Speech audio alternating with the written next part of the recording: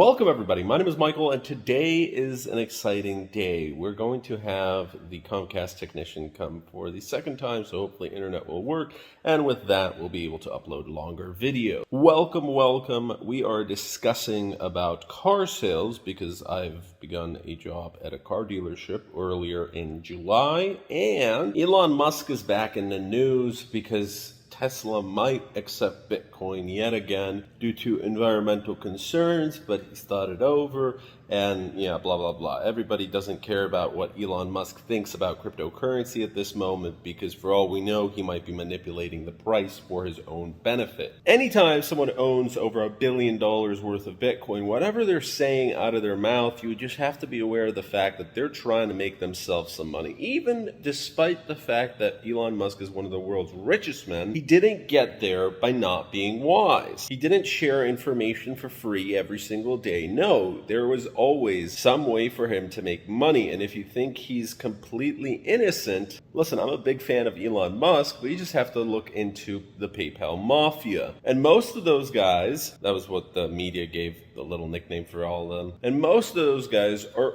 uber successful right now. And while that's great for all of them, we have to look at other people. Instead of Elon Musk, he wasn't the first to accept Bitcoin or any cryptocurrency for that matter for the purchase of a vehicle. This has actually been going on for years. There have been car dealerships that have been accepting cryptocurrency, cash, and traditional financing options because either the owner was crypto savvy or they just wanted to test out whether they're able to make a little bit more money. And sometimes, in some cases, it turned out to be an incredibly swell decision for them because Bitcoin went up, they received Bitcoin, and the Kia that they sold is now worth a Lamborghini. Now, of course, that's if they held, and everybody's entitled to make their own decisions what to do with cryptocurrency. This has been a big argument for what should merchants do. Some go into a stable coin to ensure that the value is very close to what they wanted. Some will immediately cash out the day of. Sure, there's going to be some fees, obviously, because if you're cashing out a lot of these transactions, it might not make sense. It might make more sense to wait off and just cash them out once per month or once every 2 weeks or whatever. But of course, there's volatility. And some just hodl on because to them, it doesn't matter. If 2% of their inventory is even sold in cryptocurrency, if even that much, it might be half that or 1/10 of that number, they might not care. They're just going to see what happens with it. They're able to wait a year, 2 years, 3 years. So I thought this was an interesting topic because there's certain transactions where it's actually very difficult to get financing for. I received a text message from a young gentleman today who was interested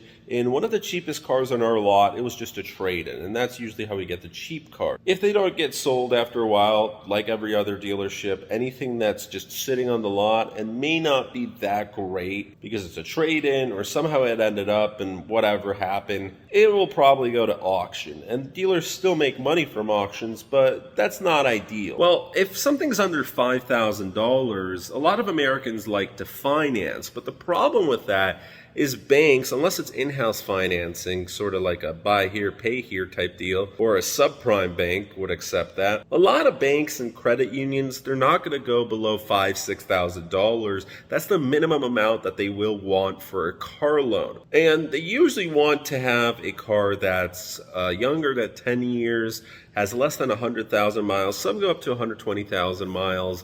But the younger the better, so 10 years is mostly the cutoff point. There are some specific types of lenders that will approve, for example, classic car deals where they're worth hundreds of thousands of dollars and it's like a 50-year-old vehicle. It's a garage queen, it's never been moved, air conditioned, whatever. That's going to be a completely special type of deal that's not happening in the normal world for most people. For most people, the banks and credit unions, again, it has to be a very specific type of vehicle. If it's over 10 years, if it's over mileage, if it's salvage, that's for sure. It's just not going to happen. The only thing that'll accept that is in-house financing, not even subprime. Past a certain point, once you breach that threshold, even subprime banks, they just check out. So you're only really left with either getting a personal loan from a credit union or a bank, but for many personal loans, you already have to have a car, and a lot of Americans like to trade in, so they might not want to do that, or maybe their car is not even worth that much. Maybe it's worth only $1,000, and the bank's not going to give you a personal loan. Maybe your credit's not that great, so as a lot of the population does not have that great credit, what you're going to have to do is to pay in cash. But $5,000 is a lot to pay in cash. And you're not able to do a credit card because many dealers won't accept for example, American Express, because that's going to be a high fee. Some dealers don't accept any type of credit cards because, again, there's additional fees, and if the margins are low, they're not going to want to do that. The ones that do usually have limits, so it might be $1,000, might be $2,000, $3,000, whatever it's going to be. It might be too small, but it's not large enough where it's going to go into the financing category. No bank's going to want to take it. So your only option is cash. Now, this might seem pretty crazy because this is where we're getting to the point in this video. There's going to be an additional option, cryptocurrency. You're going to have a lot of the populace that is familiar with this right now, and maybe the well-off and the rich will be inclined to purchase for tax reasons, or maybe they have so much Ethereum they have no idea what to do with it. They're going to buy their Lamborghini for cryptocurrency.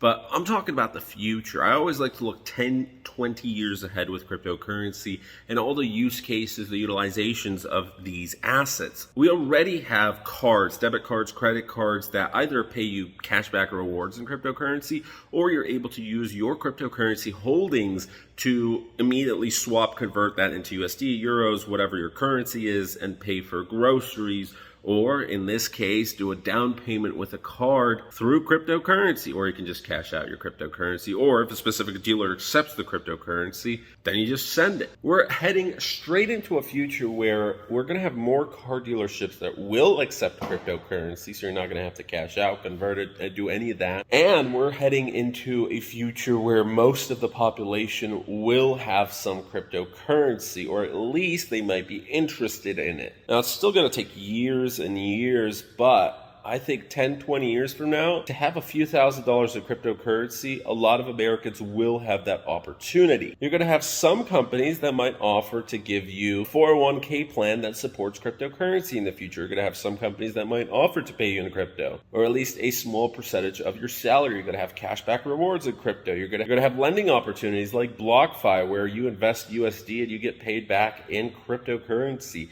As more of these companies come up, as you're going to have more of these opportunities to gather your cryptocurrency, it might be a good time for dealers to really start accepting, because whether that's an extra sale per month or even an extra sale per year, it's always additional profit. But you got a lot of these hardcore crypto fanatics that if they purchase a car with cryptocurrency, it's going to be something they're going to talk about. They're going to be like at the family barbecue, hey, I purchased that Toyota. See that? That was cryptocurrency. I bought that with Bitcoin. Isn't that cool? Don't you think that's cool? And everyone's going to be like, oh, okay, cool. It's going to be a talking point for your family barbecue. You might get a friend. You might get some referrals. So any dealership that's not open to this in the future, I'm not saying right now because, some are still scared, whatever. When you research it, when you fully understand it, I'm not trying to encourage everybody to come over to cryptocurrency. I used to do that, and then I realized most people have to, once you plant that seed in their head, they have to think about it themselves. They have to want it themselves. They have to do this research for a few months to at least understand the basic concepts of cryptocurrency, because you're going to have a lot of people that lose money because, oh no, they put $100 in and then they panic sold and lost $10. And they're going to say, oh, it's a scam. It's not. It's just you didn't do your research. So you're going to have a lot more of these opportunities in the future. And it's not just with cars. You're going to have this with real estate. You already have this. You're going to be able to sell things. For example, you had that option on Craigslist where cryptocurrency is okay, cryptocurrency is available. There are some people who already last year I was looking, they wanted to sell their Porsche or their Mercedes for cryptocurrency. And again, usually it's the well-off people because they have the time and the money to be able to play around with cryptocurrency. Maybe they've made their fortunes from cryptocurrency. I, for example, am a big fan of cryptocurrency. If someone offered to pay me in crypto for example, I don't know, my car in the future, if I wanted to sell it, I don't want to sell it, but let's just say I did, and someone offered to pay me in cryptocurrency the exact same amount that I wanted in cash, I take it. I honestly would consider it, depending on my situation at that time, unless I needed cash immediately the day of because I needed to do something with it. I mean, technically I could go to an ATM and cash out, but there'd be additional fees. Maybe in that case, I would accept half crypto, half cash, right? I could always do that, but other than that, where I needed the cash for some very specific reason, I'd probably take Bitcoin, Ethereum. I wouldn't take random altcoins. That's just way too risky. But you already have a lot of these coffee shops. You have a lot of these smaller local businesses, mom and pop shops that are accepting cryptocurrency.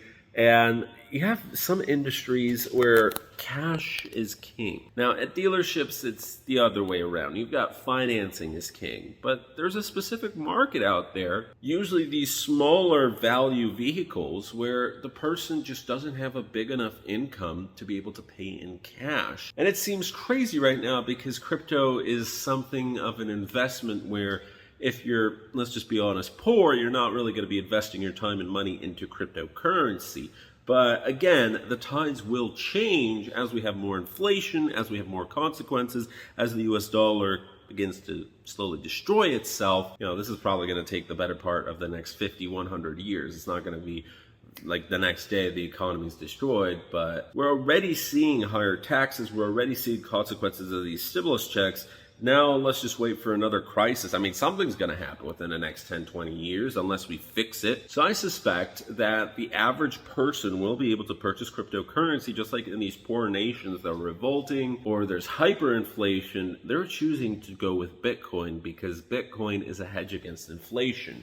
And at that point in time, when the average Joe has cryptocurrency in their pocket, it might be easier for them to use it for big purchases, a one-time deal. I mean, you're going to go to the grocery store every week, every 2 days, even some people every single day. But how often are you going to purchase a car? For some people, that's once every 10, 15, 20 years even. Or a house once every 30, 40, 50 years. So a big ticket item like that, you might have special incentives, just like dealerships give special incentives and rebates and all of this stuff for financing. There might be special incentives, discounts for if you give cryptocurrency because they'd want to hodl on to it. They'd want to keep it as an investment. They'd want to have these transactions for tax purposes, or they accept donations, or whatever the cause, whatever they come up with. I think if someone marketed it right, they'd get a lot of sales, and it would be a win-win situation for both the dealer and the customer. The most important thing is the customer experience. I don't know, I was just reading some articles today about this, so let me know what you think. Would you purchase a vehicle within the next year or two with cryptocurrency? And this is a question for my audience out there because most of you guys have crypto, right? Some of you guys might have $50,000. Some of you might have $1 million in cryptocurrency. Some of you might have already purchased a big ticket item with cryptocurrency. I've talked with people, I've spoken with people that have purchased Rolexes with cryptocurrency because they got, let's say, 5% off. And if you're talking about an extra $500 off, that's a pretty cool bonus for something that you already had in the first place. Just like with NFTs, some people who bought in early at Ethereum, they're not thinking about that NFT being worth $80,000. They're like, oh, I bought Ethereum when it was like super low. It really cost me only like $200, right? So same thing with the Rolex or the car. That's why you got these crypto fanatics buying Lambos because it ended up costing them $1,000. Pretty crazy. So that's today's video. There's that. That's the modem that we replaced. So some cables and stuff. We're gonna have to get that fixed. So in 2-3 hours we should have internet. And woo! Once we have that, all we need now is a desk because I'm literally just sitting on a chair in the middle of an empty house. So we need a desk. But patient. Good things come to those who wait. Guys, thank you for all those who have subscribed recently. Let's get up to 1,200. That would be amazing. And see you guys tomorrow. Have a great rest of your day.